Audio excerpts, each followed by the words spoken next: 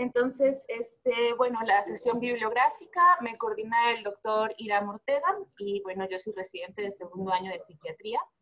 Como introducción decidimos escoger hablar un poco acerca de la importancia de los síntomas subsindrómicos en la prevalencia como tal de depresión, ¿no? Una depresión subsindrómica se caracteriza por los síntomas clínicos de depresión que no tienen suficiente severidad y en estricto sentido que no tienen criterios de anedonia o de ánimo bajo. Generalmente se han asociado con desenlaces adversos para la funcionalidad del paciente y altos costos económicos y sociales, así como por un mayor riesgo para a lo largo padecer trastornos psiquiátricos. Los síntomas subsindromáticos se han relacionado, por lo tanto, con un mayor riesgo de un trastorno depresivo mayor, así como ideación suicida e intentos suicidas. Se relacionan entre 1.72 a 2.05 con mayor riesgo de padecer distimia, fobias específicas o ansiedad generalizada, por lo que se propone que el abordaje de los síntomas depresivos sea en un formato como de continuum y no tan categórico, ¿no? La prevalencia en Estados Unidos de personas que padecen síntomas subsindromáticos se estima entre un 7 y un 12%. Finalmente, las comorbilidades médicas que se han asociado con síntomas depresivos o estrés y ansiedad están, por supuesto, la diabetes mellitus, en donde el 48% de los pacientes con obesidad presentan ansiedad y 49.78% depresión. Las personas con depresión tienen un riesgo incrementado de un 41% de padecer diabetes mellitus y se observó una correlación entre la depresión y el índice de masa corporal, ¿no? Esto en algunas evidencias. También se han observado que los pacientes obesos presentan depresión grave en comparación con pacientes con peso dentro de los índices normales. Este es un artículo muy interesante publicado recientemente en el Nature de Cardiología. Me pareció interesante presentárselos porque es un artículo que hace relación a la asociación que existe entre factores inflamatorios como tal, que van a dar desenlaces adversos cardíacos y con depresión, ¿no? Este artículo hace relación a que los factores inflamatorios relacionados con depresión provocan mayor inflamación, alteraciones en la cascada de coagulación, mayor estrés oxidativo, lo que ya conocemos que es una hiperactividad del sistema simpático adrenal, la hiperactividad del eje hipotálamo pituitaria y la reducción en el número de células progenitoras endoteliales.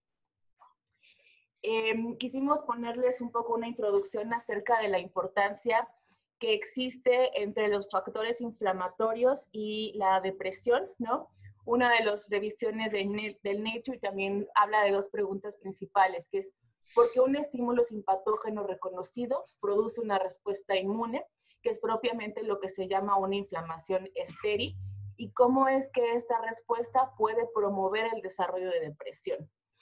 De su lado izquierdo pueden ver un clásico de antropología que es el mono desnudo de Desmond Morris. Se los puse porque finalmente esto está un poco relacionado con nuestros antepasados evolutivos, ¿no? Con la antropología.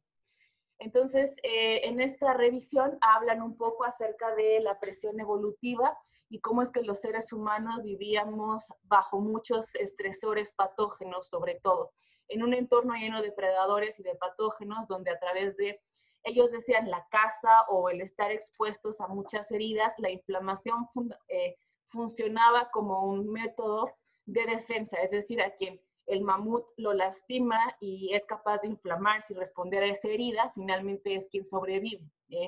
Esto lo van a llamar lo que puede funcionar como el sesgo inflamatorio y lo que a la larga fue de alguna manera condicionando algunas actitudes como de alerta y evitación, que también se relacionan mucho con la ansiedad. Entonces, lo que se menciona un poco es que conforme se fue traduciendo o el ser humano fue evolucionando o cambiando de forma de vida hacia una tradicional, entiéndase tradicional como un entorno más rural en donde había mayor mortalidad por enfermedades infecciosas, había mayor contacto con lo que ellos llaman los viejos amigos, que son microorganismos poco patógenos que nos ayudaban a mantener de alguna forma un equilibrio entre los sistemas de inflamación y finalmente lo que transitó hacia un sistema moderno en donde al disminuir las mortalidades infecciosas aumentó las enfermedades autoinmunes, por ejemplo, y las condiciones inflamatorias se mantuvieron. Entonces dicen que el estrés ambiental y psicosocial, aunque no haya la presencia de ningún patógeno, es capaz de generar inflamación y por lo tanto se evoluciona hacia la depresión. Una situación que es muy interesante es que mencionaban que justo este parámetro de inflamación, estas conductas inflamatorias a través de estos, que si ven en la pantalla finalmente son las interleucinas, sobre todo las 6, pero aquí mencionan la 10, y el TNF-alfa, por ejemplo, los factores inflamatorios también son capaces de generar cambios conductuales en el cerebro, por ejemplo, hacia la anedonia o la disminución de reservas de energías. Esto es que un paciente que se encontraba deprimido en la era prehistórica era un paciente que estaba inflamado e infectado y por lo tanto preservaba un poco su vida o sobrevivía, ¿no? Esto es lo que llaman la hipótesis cazador-recolector y que tiene que ver con la respuesta del huésped a los patógenos. Ahora bien, ¿cómo se traduce todo este estrés finalmente en inflamación y al final en depresión? Bueno, pues como bien saben, la inflamación tiene mecanismos inmunes y tiene ciertas citocinas. Los mecanismos inmunes tienen que ver con los famosos inflamasomas, que ahora les mostraré un esquema, y con la transmisión de señales hacia el cerebro. Esta transmisión de señales se hace a través de 3 vías, la vía humoral, la vía neuronal y la vía celular. Y las citocinas tienen la capacidad de generar vías en donde se modifica a los neurotransmisores. Y esta modificación en la cantidad de neurotransmisores puede repercutir en anedonia, ansiedad o depresión. Ok, bien, este también es un esquema que viene en el Nature y que me pareció interesante justo para entender un poco también el proceso de transducción de señales, ¿no? Finalmente, bolita gordota, viene siendo un inflamasoma y las vías de señalización celular que a través de las caspasas y a través de lo que ellos llaman una herida estéril, ¿no? Y de infecciones que provienen a través de nuestro propio intestino. Entonces, hay filtros. Bueno. ¿Sí? Bueno.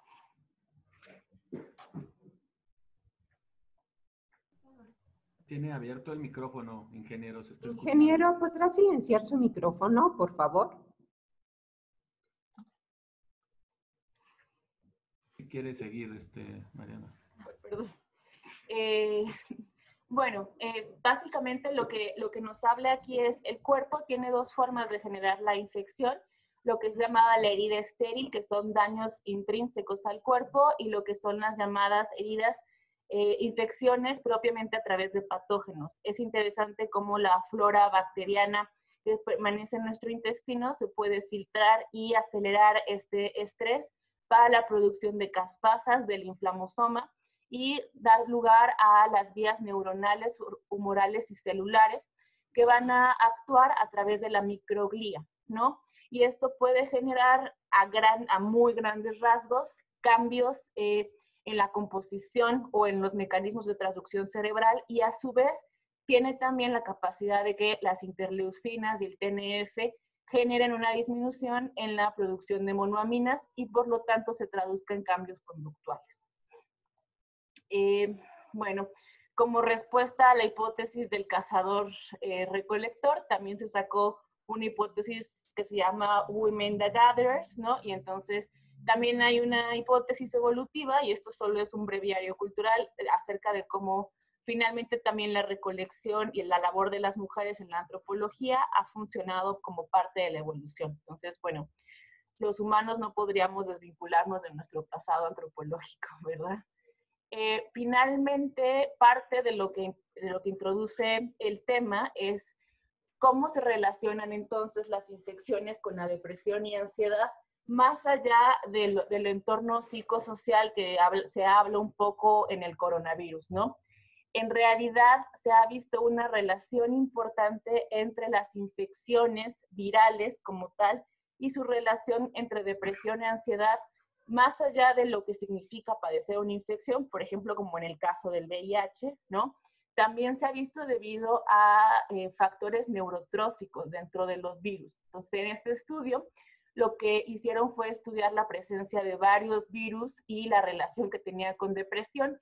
Pueden ver cómo el que tenía mayor importancia o el que realmente tuvo una P significativa fue el herpes simplex 1 y 2, que finalmente es un virus que es neurotrófico, ¿no?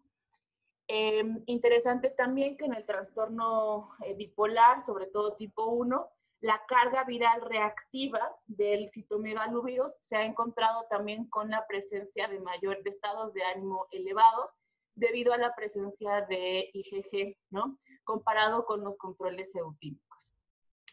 En cuanto a, como tal, infecciones respiratorias, pues se tiene el antecedente de la ansiedad frente a la respuesta de la epidemia H1N1. En este caso sí tenía que ver con la difusión masiva de información en los medios de comunicación, además de el que coincidía un poco con el pico de los casos en la sociedad, y esto pues da mayores índices de ansiedad. Se descubrió que esto generaba mayor miedo a contaminación, una preocupación excesiva por la salud y una alta sensibilidad al estrés. Este fue otro estudio en donde se ajustaron los años de calidad de vida dependiendo de, bueno, a partir de la epidemia H1N1, se ajustaron los años de calidad, bueno, es una medida ajustada, y lo que se encontró fue que los años de vida, de calidad de vida perdidos fue de 2.92. En el estudio, a pesar de que se encuentra que finalmente no había mucha diferencia con otro tipo de enfermedades, sí concluyen que en particular el H1N1 con otras enfermedades infecciosas sí tiene una diferencia importante, ¿no? Y finalmente lo que hicieron en este estudio fue valorar o medir los valores de inflamación en un grupo de estudiantes universitarios a partir de la aplicación de la vacuna de la influenza y medir si esto tenía repercusiones de alguna forma en síntomas depresivos. Encontraron que sí se relaciona. Más allá de los resultados, la importancia del estudio es que proponen el uso de las vacunas como un potenciador o como un estímulo, mejor dicho, un estímulo inflamatorio, para estudiar la relación que existe entre los estados de ánimo depresivos y, pues, por supuesto, las alteraciones cognitivas, ¿no? La interleucina 6, pues, es un marcador que se usa inflamatorio y es un marcador que se ha estado usando incluso en los pacientes con coronavirus como un predictor de la inflamación, ¿no? Entonces, quisiera hacer una pausa aquí antes de entrar al artículo para ver si tienen algún comentario o alguna duda. Okay.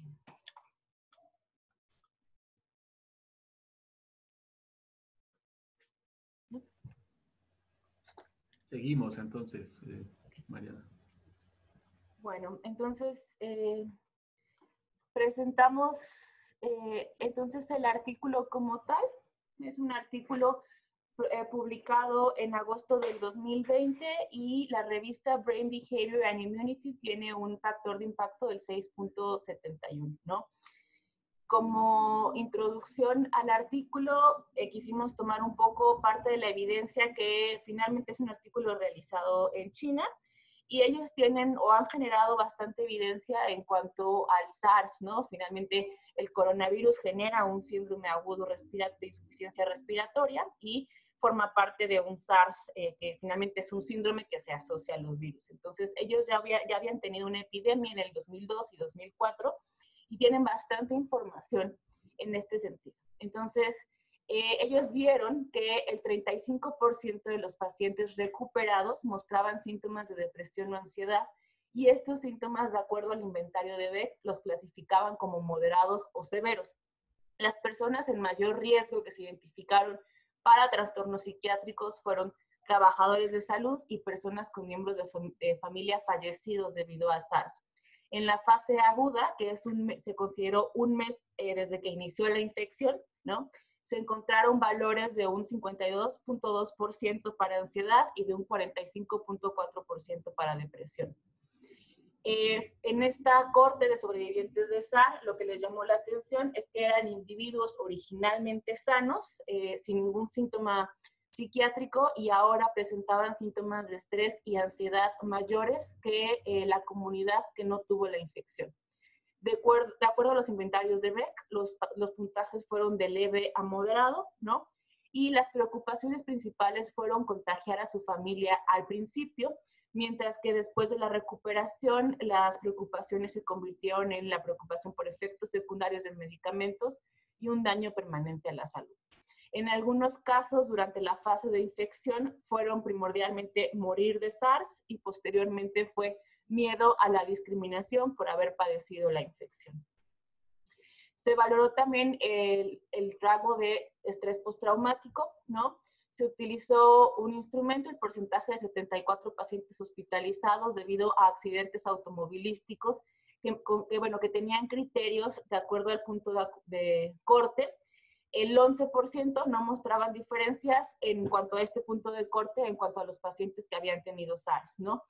Sin embargo, los pacientes que habían tenido accidentes vehiculares tenían mayores niveles de intrusión y de evitación que los pacientes con SARS. O sea, pues los síntomas se manifiestan de forma diferente de acuerdo al evento, ¿no? Cosa que es conocida en el trastorno de estrés postraumático. Las mujeres y los participantes que tenían menor nivel de escolaridad eran más propensos a tener más niveles de evitación, y los participantes que conocían personalmente a alguien con diagnóstico de SARS eran más propensos a encontrarse afectados por síntomas depresivos. Lo que es interesante en este estudio en particular es que un mes después de haber sido dados de alta del hospital, entre el 10 al 18% de los pacientes reportaron presentar síntomas de TEP, ansiedad y depresión, y la severidad de los síntomas se asoció con la percepción de una amenaza y de poco apoyo emocional. En otro estudio de sobrevivientes de SARS entre el 2002 y el 2003, se reveló que el 25% de los pacientes tenían síntomas de TEP, mientras que el 15.6% presentaban una exacerbación de un trastorno depresivo. Y lo interesante es que esto se correlacionó con un alto número de pacientes mayores que cometieron suicidio en Hong Kong entre el 2003 y el 2004. Bueno, el diseño del estudio propiamente es un estudio comparativo, es prospectivo, es de escrutinio transversal, homodémico, y los autores mencionan que es un estudio de métodos mixtos porque se utilizaron análisis cualitativos y cuantitativos en algunas partes de la muestra. El reclutamiento fue principalmente en esta imagen que ven acá abajo, que es el Centro de Salud Pública de Shanghái, y también se reclutaron a 2 pacientes de provincias rurales, de la provincia de Hubei, ¿no? Que es esta provincia que está muy cerca a Wuhan, donde vieron los siguientes casos, y de la provincia, y de otra provincia rural que no me acuerdo en este momento. Entonces, bueno, los datos se recolectaron entre el 10 y el 28 de febrero del 2020, como ven, muy cerca del inicio de la pandemia, en el centro de donde inició la pandemia. Y los criterios de inclusión de los pacientes es que tuvieran mayores de 18 años, que estuvieran dispuestos a responder una encuesta en línea, que cumplieran con los criterios diagnósticos para la enfermedad por coronavirus, de acuerdo a los criterios, de acuerdo al manual que sacó el Comité de Salud en China, y que tuvieran una prueba de PCR positiva para el virus. Los criterios de exclusión mencionados en el artículo es que no padecieran enfermedades autoinmunes o hematológicas malignas que pudieran poner en riesgo, o bueno, que se comprometieran con los parámetros basales sanguíneos que se tomaron. Yo, para la discusión, dejaré que no nos quedó muy claro si los criterios, si antes de aplicar las encuestas, uno de los criterios había sido descartar los trastornos mentales de forma previa. Las clinimetrías que se emplearon el PHQ-9 y el GAF con puntos de corte para el PHQ-9 leve moderada, severa moderada y severa en 5, 10, 15 y 20. para el GAD en 5, 10 y 15 entre leve, moderada y severa, y se utilizó la escala de estrés percibido, que es el PCS-10, en donde se dividieron en 2 factores, ¿no? El primer factor ocupó 6 valores negativos con respecto a la indefensión percibida y 4 valores positivos con respecto a la autoeficacia percibida. Se utilizó el checklist para TEP del PCL, que es el PCL5 del DCM, en donde los ítems se dividieron del 1 al 5 en intrusión, del 6 a 7 para evitación, del 8 al 14 para alteraciones del humor y cognitivas, y del 15 a 20 para alerta e hiperreactividad. Los marcadores de inflamación periférica se midieron en 2 ocasiones únicamente en pacientes COVID positivos, uno al ingreso y la otra medición entre más o menos los 3 días de haber llenado la encuesta. Se tomó la muestra de conteo leucocitario, plaquetario, neutrófilos, tasa de sedimentación eritrocitaria, la proteína C reactiva y la procalcitonina. La proteína C reactiva ha tomado importancia como un marcador de inflamación, ya que juega un rol importante en los procesos inflamatorios y un papel principal en la respuesta a infecciones, debido a que participa directamente en la vía de complemento y apoptosis, la liberación de óxido nítrico, producción de citocinas y la interleucina 6, así como el TNF-alfa. Y la procalcitonina, si bien también es un mediador de inflamación que nos ayuda también a medir un poco el nivel de sepsis, en realidad también ayuda a descartar infecciones bacterianas. Bueno, para el análisis cualitativo se utilizaron 2 psicólogos que realizaron entrevistas semiestructuradas a 5 pacientes para recopilar percepciones de los pacientes sobre el estrés experimentado, además de los posibles síntomas de estrés postraumático en los pacientes con COVID. El software fue un software en vivo, se llama, y se codificaron los datos de tal forma que se pudiera analizar si la fenomenología descrita por estos participantes coincidían con el contenido de los instrumentos, tanto PCS-10 como PCL5. Y en caso de que así fuera, hacer una comparación específica de tales ítems para ambos grupos.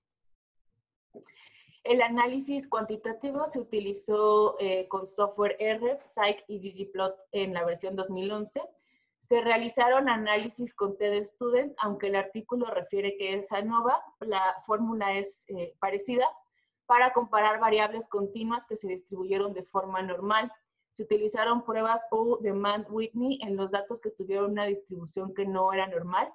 Las variables categóricas se describieron con frecuencias, porcentajes, y se usaron pruebas de chi cuadrada para detectar las diferencias. Y los coeficientes de Spearman se utilizaron para el análisis de asociación entre clinimetrías y niveles de biomarcadores periféricos y de inflamación. Entonces, en cuanto a las características sociodemográficas de la muestra, no hubo mucha diferencia en cuanto a la edad, por ejemplo, a los empleados, la mayoría eran empleados o tenían un nivel de escolaridad alto, ¿no? La prevalencia de hombres pues era muy parecida, sin embargo, donde notaron diferencias fueron sin duda en los resultados de las clinimetrías tomadas para medir los trastornos, sobre todo en PHQ-9, que se encontró diferencias en primer y tercer cuartil, GAD-7 y en PCL5. Entonces, que fueron diferencias significativamente estadísticamente significativas. Más adelante les pongo las muestras, nada más acá. Entonces, para el PHQ-9, en realidad sí hubieron, barra con el asterisco, lo que el artículo marca son las que son estadísticamente significativas. Son barras de bigotes, en donde se marcan, los bigotes marcan un poquito las medidas extremas, y con colores diferentes marcaron a las mujeres de los hombres. Entonces, lo que hace la gráfica es representar cómo sí hubo valores diferentes, tanto para los pacientes con COVID como para los pacientes no COVID. Esta es la gráfica para los PHQ-9, la gráfica para los resultados de GAD-7, que como pueden ver, pues finalmente sí pueden haber valores extremos, ¿no? Pero sí son diferencias estadísticamente significativas. Y para el PCL5. Lo que hicieron para el PCS-10, en donde no encontraron diferencias significativamente estadísticas, fue una estratificación por género, que creo que se las pongo acá. Entonces hicieron un box plot para estratificar por género y encontraron que en cuanto al ítem de indefensión aprendida, había diferencias entre hombres y mujeres, sobre todo en pacientes COVID, aunque los datos variaban, había varianzas eran bastante variables, ¿no? Había bastantes varianzas.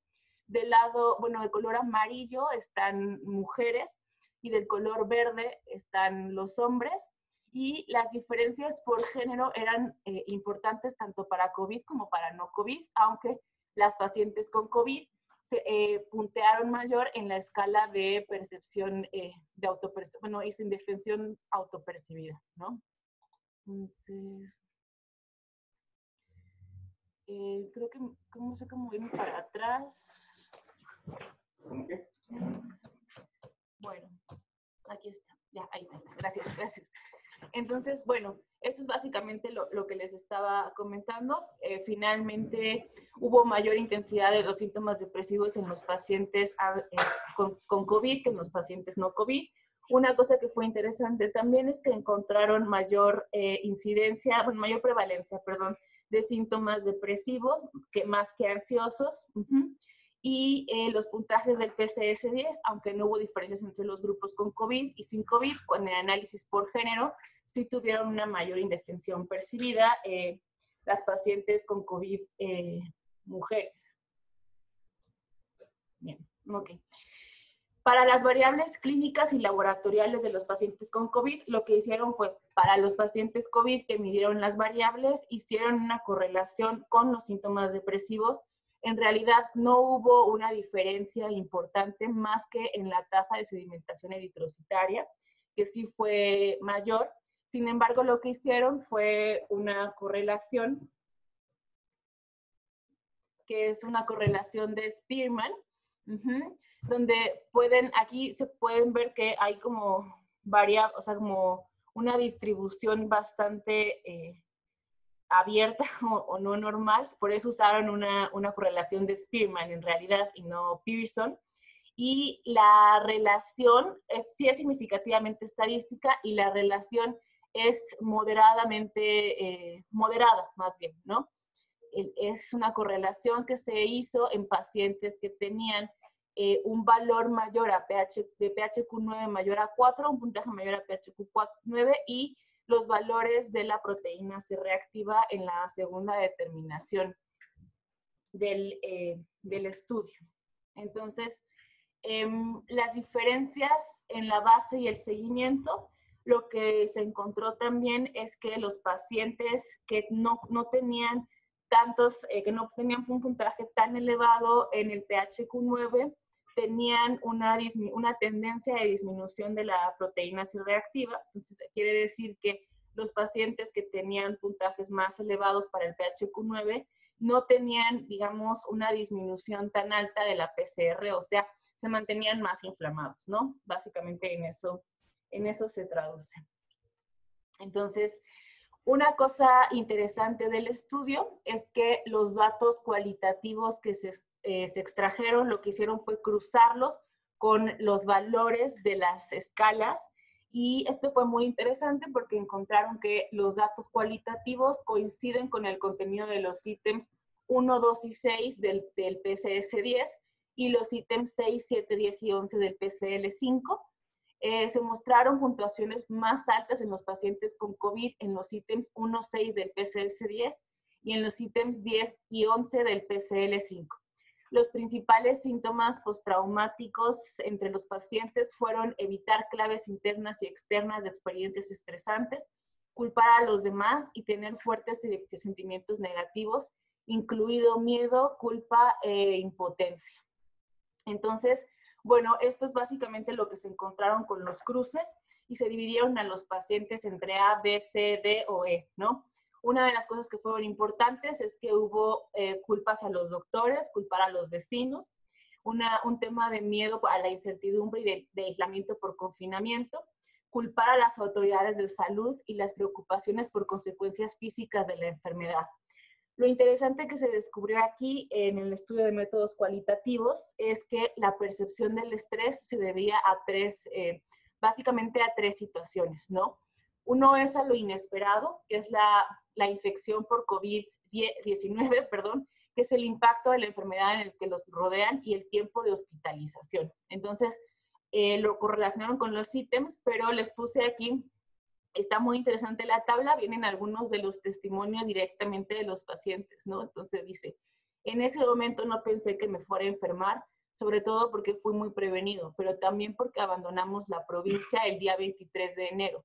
Tuvimos miedo de que la autopista estuviera cerrada, así que nos fuimos por la noche. Empezamos la cuarentena en cuanto llegamos a Shanghai, no salimos de casa, así que no pensé que fuera a tener esta enfermedad, ¿no? Entonces, finalmente, es algo que sucede en lo inesperado. Otra percepción de incertidumbre la juntaron en lo que es pérdida de control, ¿no? Y es un poco la poca información acerca de la enfermedad, la percepción de las autoridades y los aspectos desconocidos. Entonces, me gustó un poco este testimonio porque dice, hay mucha incertidumbre sucediendo en este momento. Empaqué mis cosas, ya estaba listo para ser trasladado a otra zona y luego ya no hubo más noticias. Luego me pidieron otra vez que me trasladara y otra vez no hubo noticias. Esto pasó varias veces en los últimos días, así que la ansiedad que había era obvio. Pero es que es una nueva enfermedad, me decían, nadie sabe nada. ¿Y qué? Nadie sabe nada acerca de mí, es obvio. Paciente D. Entonces, pueden ver en esta viñeta que escogí, pueden ver cómo hay una negación acerca de la autoridad, ¿no? Por ejemplo, incertidumbre y los aspectos desconocidos sobre la propia infección.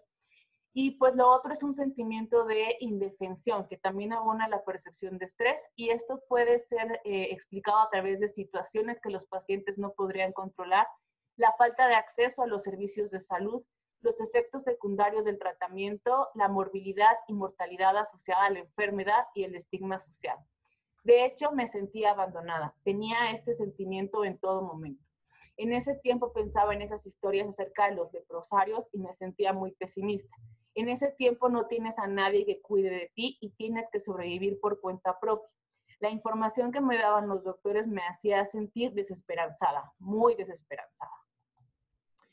Bueno, dentro de las limitaciones que encontramos en el estudio es que no se incluyeron pacientes graves. Los factores confusores como medicación previa, comorbilidad, tiempo de hospitalización pudieron afectar resultados. Es un estudio transversal, así que no se limita el seguimiento y no se descartó previamente trastornos mentales en pacientes con COVID-19.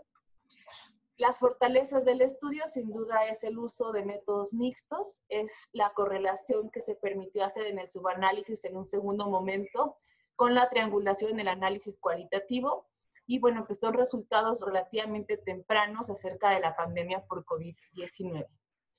Y bueno, las conclusiones son que sin duda deberíamos esperar alteraciones neuropsicológicas por COVID, dado que es un virus y hay evidencia importante de la relación entre las infecciones virales y las alteraciones neuropsicológicas, que siempre es importante tener el uso de métodos mixtos que nos ayuda a contextualizar los resultados obtenidos por métodos cuantitativos y a entender mucho mejor también dónde estamos parados y pensar lo que ya se ha dicho muchas veces, que es prioritaria la atención salud mental de los pacientes, no solo en el momento, sino que la evidencia de la epidemia por SARS nos ha demostrado que también el seguimiento de la salud mental de los pacientes, incluso meses después del descarte hospitalario, puede ser importante para el entorno familiar y social.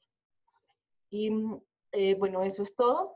Entonces, me gustaría dejar bastantes minutos como para que pudiéramos discutir el artículo.